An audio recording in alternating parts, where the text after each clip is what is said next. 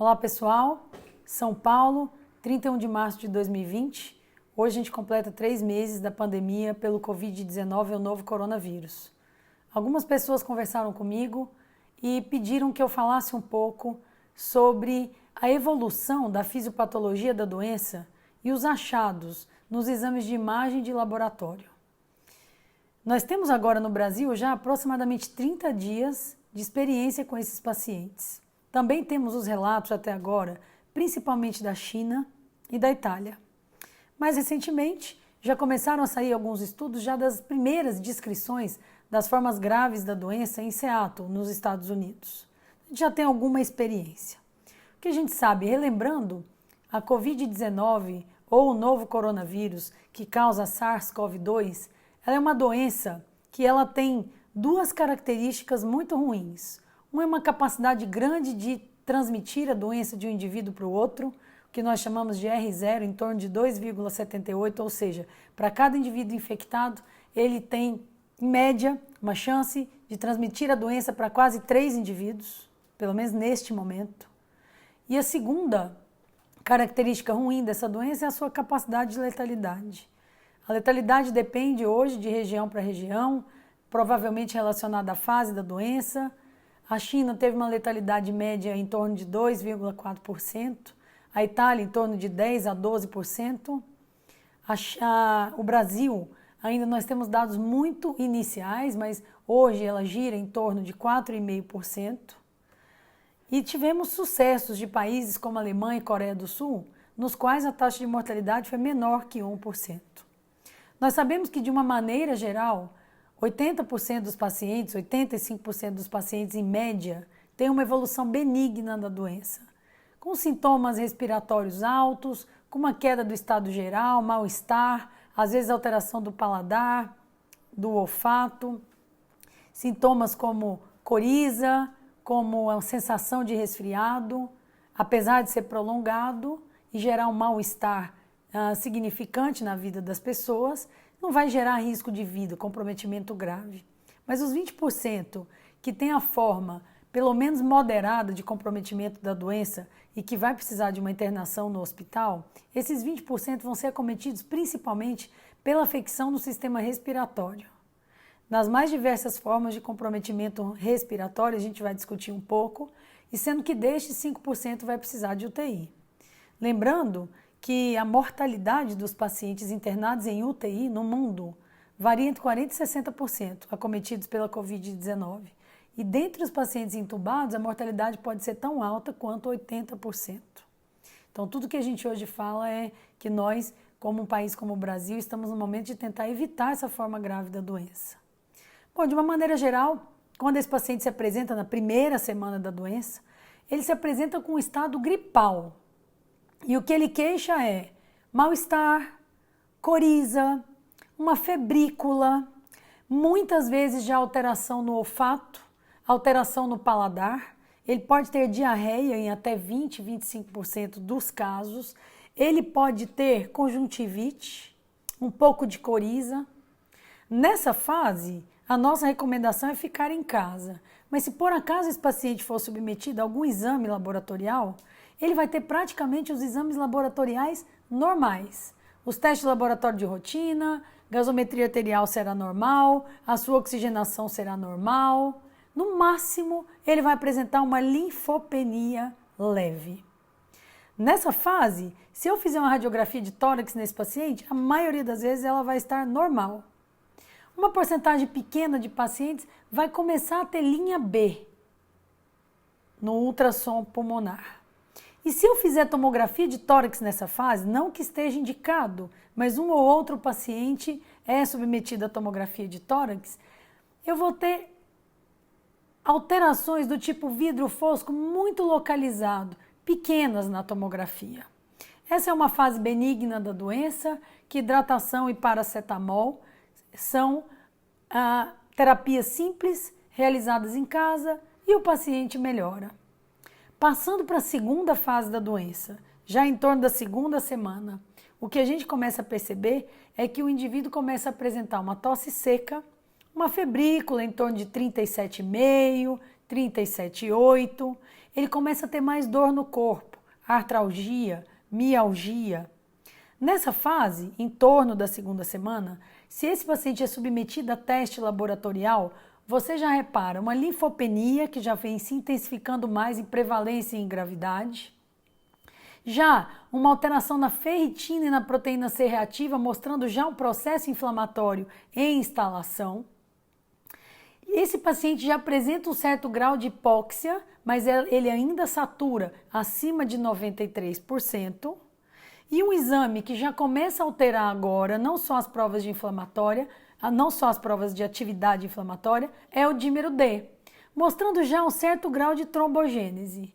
Se eu faço raio-x de tórax nesse paciente ou ultrassom, eu já começo a perceber um pouco mais de espessamento pleural e de linhas B. E se esse paciente é submetido à tomografia, já nessa fase na qual ele tem tosse, já tem um certo grau de comprometimento da oxigenação, a tomografia vai mostrar o clássico vidro fosco. Essa é a fase que o paciente começa a instalar a pneumonia e os sinais e sintomas de pneumonia.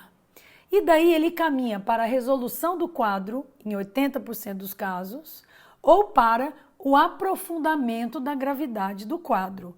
Digamos assim, a terceira fase da doença, essa é uma divisão didática, esse tempo nem sempre é tão claro, mas normalmente essa terceira fase, ela vai acontecer entre o 8º e o 10º dia.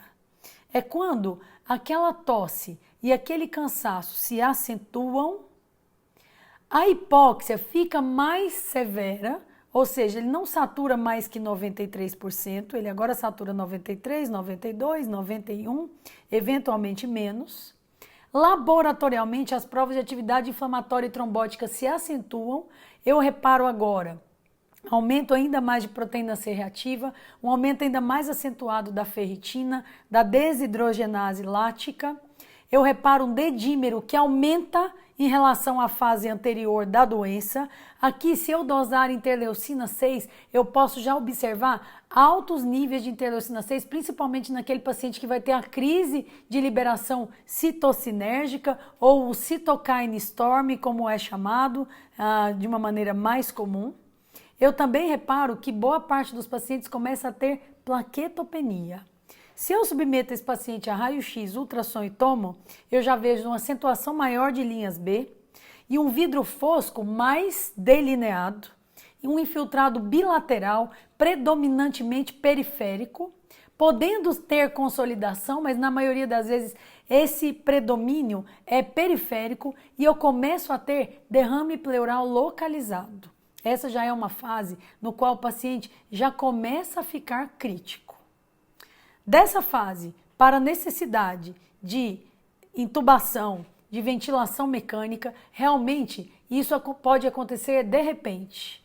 É um paciente que chega, interna no hospital inflamado, já com atividade trombótica, você muitas vezes controla esse paciente com catéter de O2 em reservatório, e em poucas horas, dias, ele se aprofunda agora e faz insuficiência respiratória com síndrome do desconforto respiratório.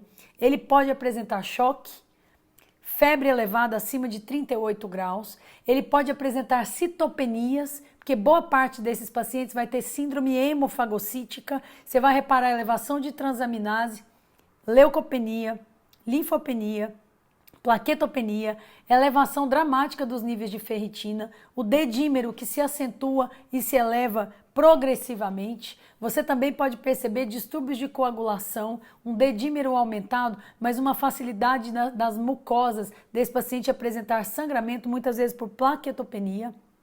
Essa síndrome hemofagocítica pode estar associada a hepatoesplenomegalia, linfonodomegalia sistêmica e rachos cutâneos. Você pode observar isso nessa fase. Essa é aquela fase que o paciente muitas vezes já tem comprometimento da função cardiovascular. E a gente logo vai soltar um artigo chamando a atenção do pessoal no Brasil para avaliar a função cardiovascular desse paciente. A chegada foi realizar eletrocardiograma, dosar troponina e BNP, que tem tudo a ver com inflamação, trombose, disfunção de microcirculação, e o ultrassom cardíaco, o ecocardiograma, que muitas vezes vai denotar já disfunção cardiovascular na apresentação do choque, da insuficiência respiratória e dessa manifestação inflamatória mais grave. É quando a opacidade em vidro fosco se consolida mais, eu começo a ter um dano alveolar mais difuso. Esse é o doente crítico, cuja mortalidade varia em torno de 70%, 80%, a depender do centro. Nós aprendemos um pouco a cuidar desses pacientes, é preciso ter paciência. Essa doença é longa, a evolução dela é longa. Essa mudança de fase da terceira para a quarta, didaticamente falando, ela é rápida, mas entre a primeira e a quarta, isso vai uma semana, 9, 10 dias, 11 dias. E a melhora desse paciente, até ele sair da resposta inflamatória e trombótica, pode acontecer em torno de 22, 23, 24 dias. Quando a gente pensa em tratamento, a gente tem que entender que fase da doença que o indivíduo está. Lembrando de novo que essas fases não são tão estáticas assim. Os pacientes muitas vezes têm mais inflamação, mais trombogênese, os tempos são encurtados, mas eu estou falando em relação à média, a maioria dos pacientes. Essa fase 1, de alívio sintomático, é o doente que tem sintoma de gripe, de alteração no paladar, aí é sintomático, a hidratação, paracetamol. A segunda fase é a fase que o paciente começa a ter sinais e sintomas de pneumonia. Essa é uma fase que, teoricamente, a azitromicina e a cloroquina poderiam ter uma ação. Eu não posso afirmar isso ainda, mas eu tenho um estudo que saiu ontem, randomizado e controlado, 62 pacientes, que mostrou que nessa fase de pneumonia leve, com a saturação boa, com a troca boa, é possível que a cloroquina, quando eu falo cloroquina, ou difosfato ou a hidroxicloroquina, possa impedir ou prevenir a evolução para uma fase mais tardia. É um dado inicial. A terceira fase, que é a fase mais inflamatória, já tem o vidro fosco bilateral, alterações intensas radiológicas, o paciente já tem hipóxia.